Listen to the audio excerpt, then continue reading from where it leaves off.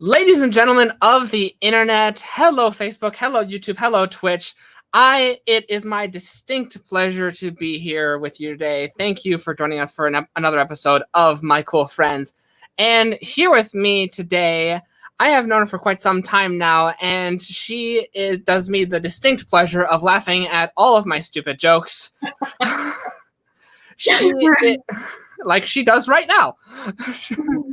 She is not only an entrepreneur, but she is also a mom of the children that walks in on her YouTube videos. She has owned what I understand to be multiple businesses across her life. Yeah. And she is what I consider to be the example of don't wait until it's too late. Don't wait until I can't start that business until I accomplish this in life.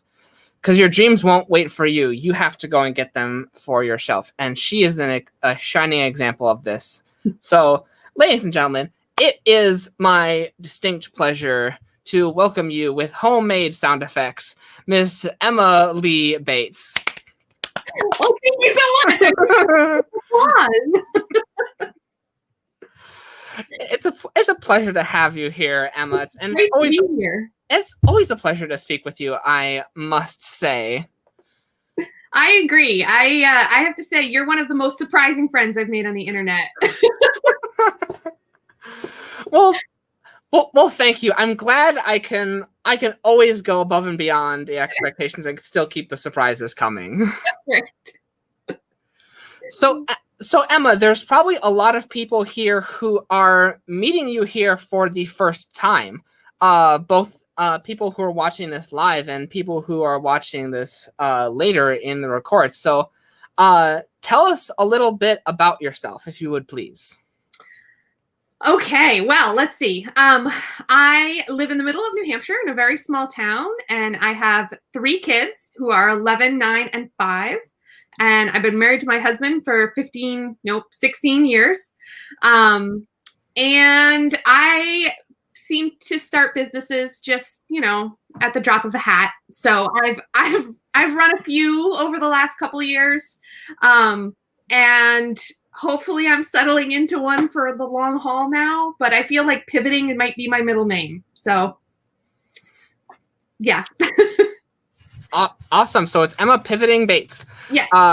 So tell us a little bit about your background, because I find that when people tell me these stories, it's like, oh yeah, I just happened to roll into a business. Like, that's never the case. People never just happen to roll into a business. So how did you tell us about this background story of the woman who just rolls into businesses? So I come from an entrepreneurial family. Growing up, my dad was a carpenter and he ran his own company. My grandfather started a machinery company and he ran that for his whole life. So I definitely had examples growing up of people who ran their own businesses. I got married to my high school sweetheart. We settled down and had a kid. Motherhood was not at all what I expected. I desperately wanted children, and then they came along and I was like, oh my God, I don't know how to do this. So then I had another kid. And after the second one came along, I was like, I have to do something. Like, it's killing me to be the stay-at-home mom and have sort of nothing that's mine. All of my time is taken over with children. And so I started a business because why not, right? So I started baking for my aunt and uncle's cafe. They wanted to be able to offer gluten-free baked goods, and that was something I knew how to do. So I started baking for them, and I figured along the way I might as well do my local farmers market too, and I started making granola. Apparently, people don't know that granola can actually have taste, and so my granola took off because I made it so it tasted good and it wasn't just crunchy. And so people literally were calling me up the day before the market and were like, okay, hold granola for me. I'll be there, but I won't be there before 11 and I don't want it to sell out, So I got into granola and I became a gluten-free and vegan granola company. I had, I think at at one point, I think I had 12 flavors. I started baking out of a commercial kitchen. So I was traveling for like an hour, at least twice a week to create the granola, package the granola. And then every weekend I was out doing farmers markets and craft fairs and things. And I was all over the state. I was in stores. And with 2 small children, it was way too much. Once you've been up 2 nights in a row, like making and packaging granola till 2 a.m. and your toddler still gets up at 5 in the morning, you're like, I can't do this. And so I ended up selling that company. It's still going. She had to change the name because my maiden name was in the title, but it's still going. She's in like Hannaford's and Market Basket now. Like she's just taken it and run. So it's really cool to still see that like out there and growing on its own. But after that, I decided, okay, I need to do something where I can stay home. So I jumped online and I tried out all sorts of things. I started a like drop shipping business. I started a blog, which I technically still run, although I think I'm on the 3rd name change. So you can still find weird old stuff, from the beginning. And I jumped into being a virtual assistant. I started offering services since I had learned all of these different skills and, marketing my granola business and then building a website on, by myself and all this stuff. So, I've been working as a VA. I worked as a VA, probably for like 3.5 years or so. I mean, all sorts of stuff happened then, but eventually I decided to start an agency. My husband had lost his job, and so we were going to work together. This started in January. Coronavirus came. All the children came home from school, and suddenly it was impossible for both of us to be working from home. And so he has become full-time dad. I have actually ended up partnering with my friend Kathleen, and we are now running a digital marketing agency together. And my husband is being the dad with doing the home school stuff. Wow. Go dad. Yeah, he's amazing. So this is your I counted 3 businesses in there? Well, yeah. I mean, I guess it depends on how do you define a business? So like how do you define a business? Yeah, my blogs had 3 different names. My virtual assistant businesses had 2 different names. I'm on the 2nd agency this year.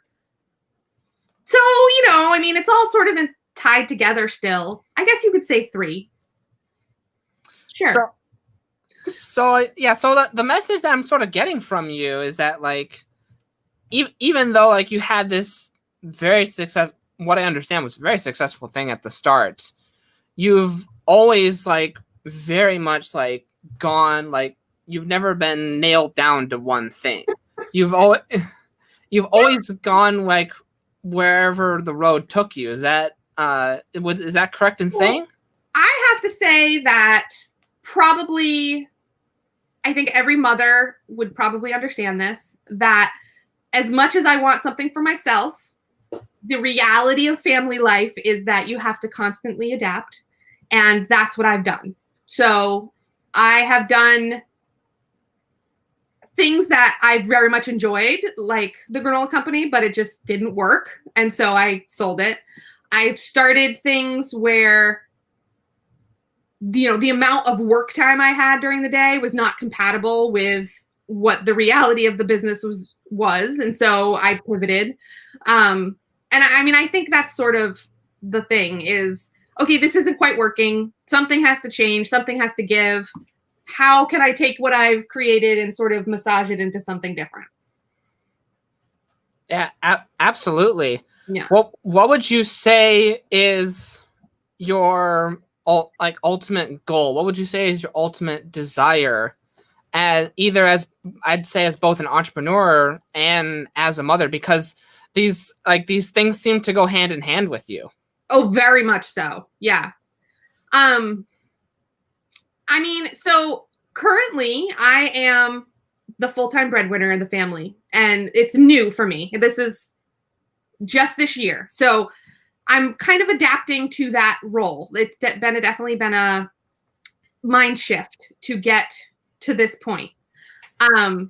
My biggest goals have sort of happened. We lived with my parents for 10 years after we had kids.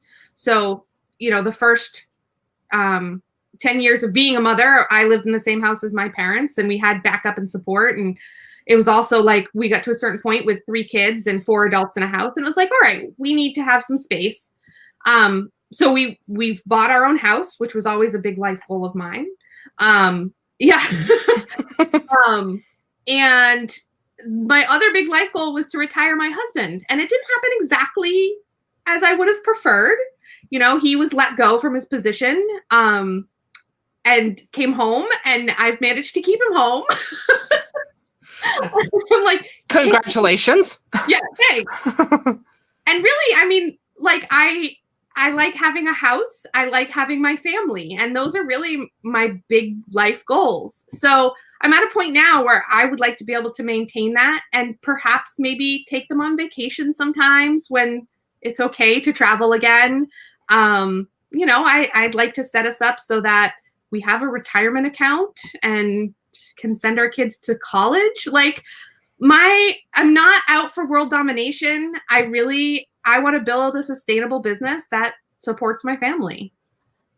That is absolutely amazing, and also an era of like unselfishness that is.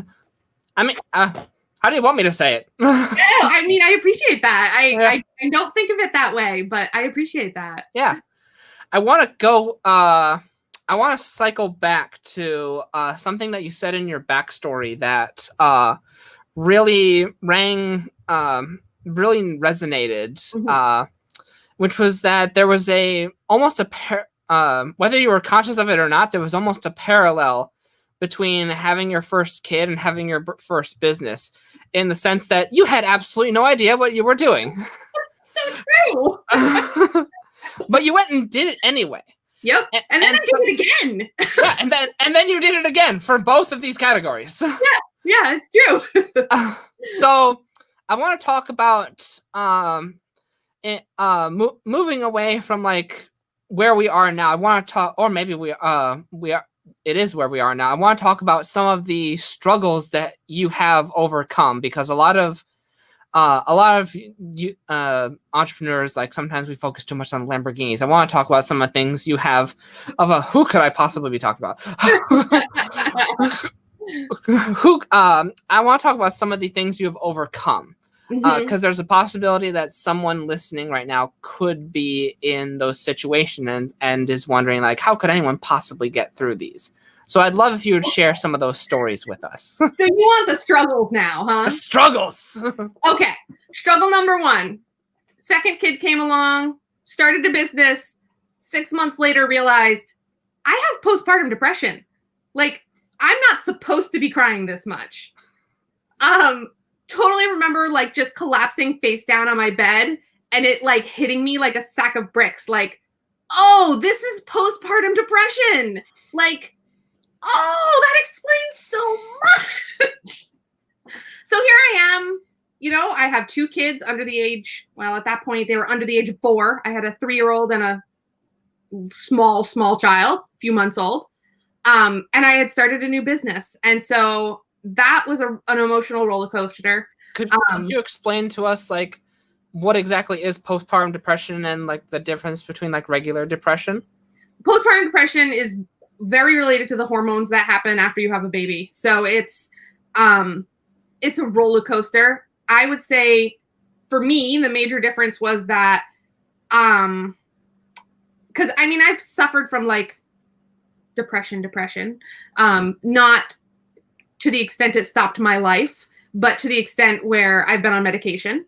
But postpartum depression was very much, kind of being scared for your kids. I mean, having children is like ripping your heart out and setting it out here and saying, okay, I'm going to protect you outside of my body now. Don't die. you know, like there's a lot of fear around like my kids are going to run into the road and die. I was very much like, I wanted to hold my son all the time. It was, you know, he had to be right there. I had to be able to see him. You know, it was a lot of anxiety, I guess I would say. So, you know, so I went on medication. I went to a therapist. I got like help, which was really, really good. And it was also like, it was a really big wake up call to ask for help, you know, that I mean, I had a support system, you know, I have a husband, I have parents, I have my husband's parents, I have family, you know, like there are people who can help me. And so definitely sort of waking up to the fact that I didn't have to protect my children entirely on my own and be like mama bear all the time. It was okay to like ask for help and sleep more often. You know, I mean, that's definitely a big contributor for me. I really like at least 8 hours a night, and having a newborn, you don't get that. So kind of being able to be okay with my husband getting up with the kid in the middle of the night or taking a nap during the day while somebody else watches kids. So that was sort of the first big struggle. And then the second big struggle that I sort of have gone through in this whole business journey was, let's see, it would have been 4 years later. So 4 years after the granola business, I sold that that spring and was trying to figure out sort of what I was doing next. I was starting the drop shipping business. And I had my blog. So I had started a blog. At that point, it was called Kids, Cash, and Chaos. And I was writing about starting a business from home for moms. So I was in the middle of all this stuff. And I got diagnosed with thyroid cancer. Found a lump at the base of my neck. Went to the doctor being like, what is this? And they kind of freaked out, which totally freaked me out. And it ended up that I had thyroid cancer. And then 2 weeks after that diagnosis, surprise, I'm pregnant with child number 3. So I mean, life sort of stopped. That was when the drop shipping business, I was like, something has to give. I just sort of was like, okay, I'm done with this. I went through surgery when I was 20 weeks pregnant to have my thyroid and 32 lymph nodes taken out. The cancer had spread to the lymph nodes. So they said I'd have to have follow-up treatment. So I still had a baby in me, so I couldn't do anything at that time. So they were like, you can have the baby, you can nurse the baby. And then, you know, after that, we will have to do treatment. And so I had my daughter. She was perfectly healthy, not a thing wrong with her. She's a spitfire. She was on her toes. And then they let me nurse her for just over a year.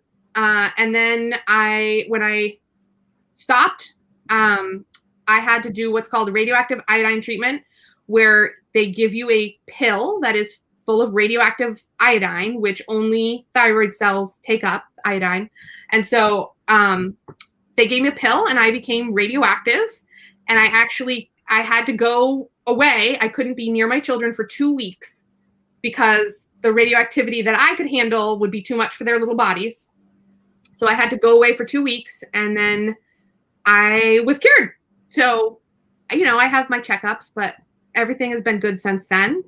But that was definitely like a big adjustment to sort of realign where everything was, what we were doing, and sort of get things figured out. So I kept my blog going. I did VA work through the whole thing. I mean, the great thing about working online is you can do it anytime, anywhere, you know? And so I was able to sort of go through everything and come out the other side and kind of know that nothing could stop me, because if cancer and a surprise pregnancy didn't do it, then, you know, 2020's got nothing. Then Armageddon has nothing on me. Right? Yeah. Wow. That gave me anxiety just listening to your story. Yeah. It was a pretty overwhelming time, that's for sure. Mm-hmm. was there any, so you mentioned in there that there was a point in there where it's like, okay, I can't, something's got to give, so I gotta like let this business go to the side for a little bit. Yeah. And obviously you're still here in 2020 doing the entrepreneur shtick. Yep. So was there any point in that when you were going through all that, was there any point in like life hitting you with a ton of bricks when you thought that, like, you know, I think this is the end of the entrepreneur shtick? Or did you at some point in your mind, in the back of your mind, think like, you know, I'm going to come back to this? Yeah. So there was definitely a point. I think at one point I like stepped away from the blog for about 3 months. I was just like, I can't, this is too overwhelming. There's too much going on. You know, at that point I had a 6-year-old, a 4-year-old, and a newborn. You know, I mean, my life was chaos. Which the name of my blog originally was Kids, Cash, and Chaos. So that makes a lot of sense, right? And I definitely thought about not returning. I thought about getting a regular job. Can you imagine? Oh, Yeah. God.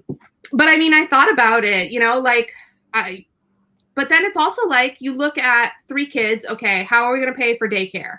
That would be more than I could make in a job.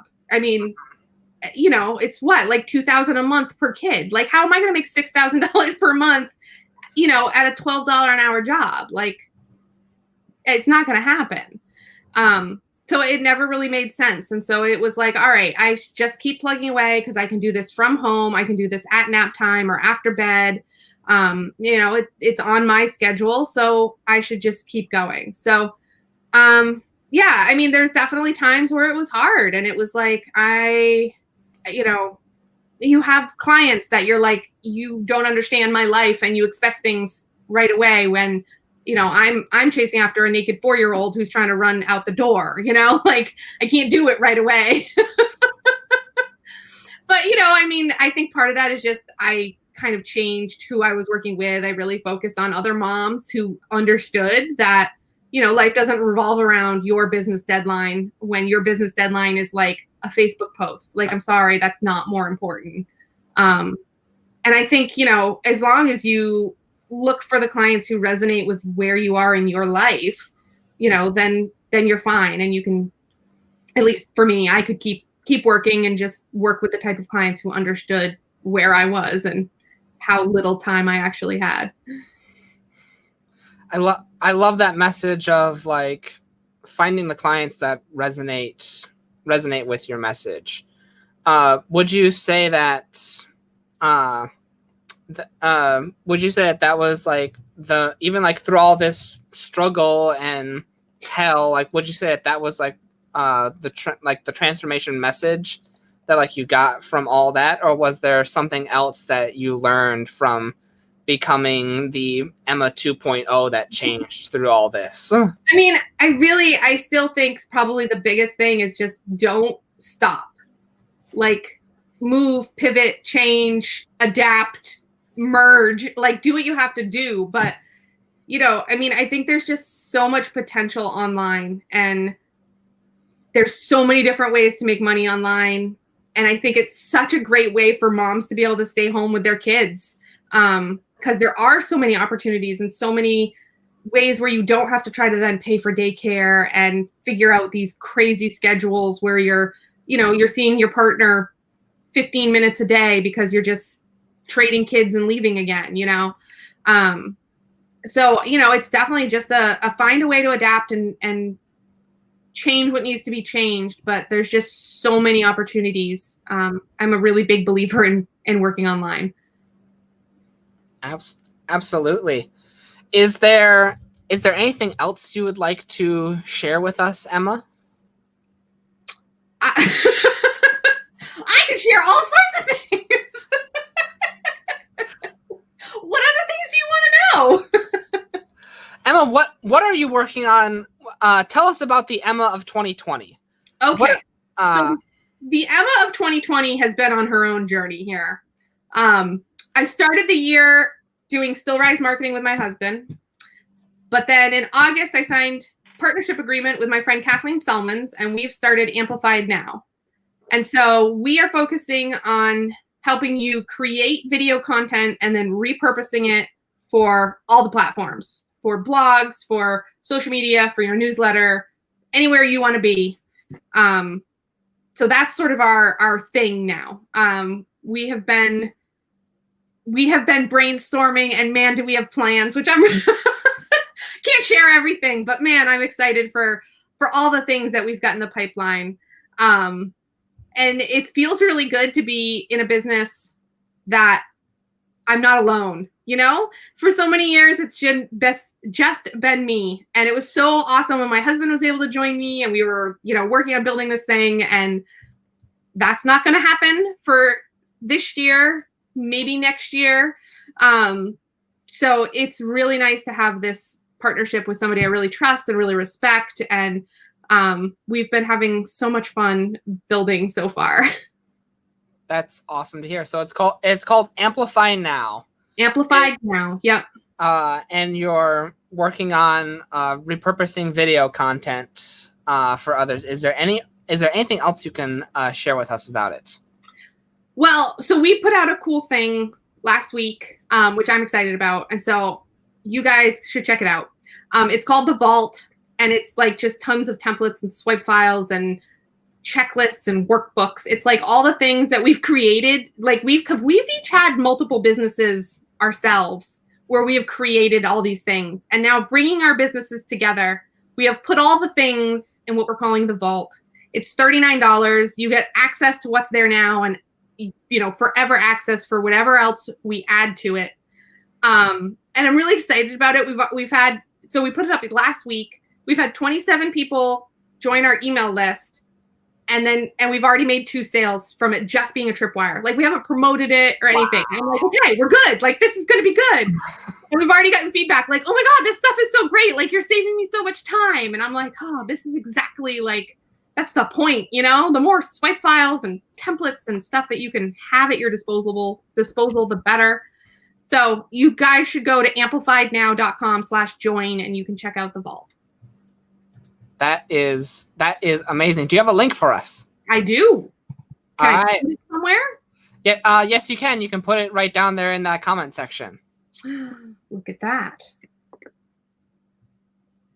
Okay, I did. Okay, that was the private comment section, but that's okay. Oh, I got you covered.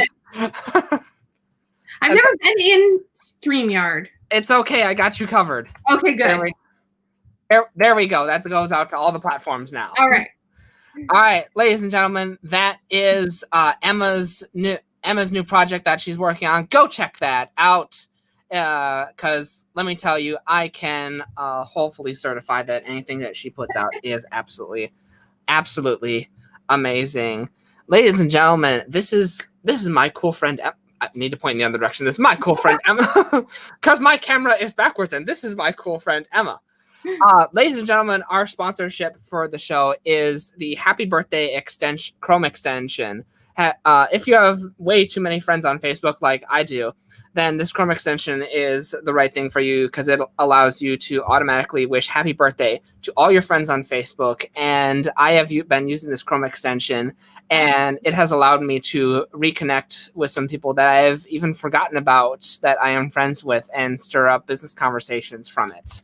And so that is our sponsorship. You can check that out in the link that has just been posted, and go check that out. It is greatly appreciated and it helps out the show very much. Emma, do you have any final words? Thanks for having me. This is really fun. I always love chatting with you. It's always fun chatting with you as well. Thank you so much for joining me, and to all the viewers in the live and the replay. I always love having you guys as well. You make the show possible. And until next week, hope you guys have a safe and happy weekend.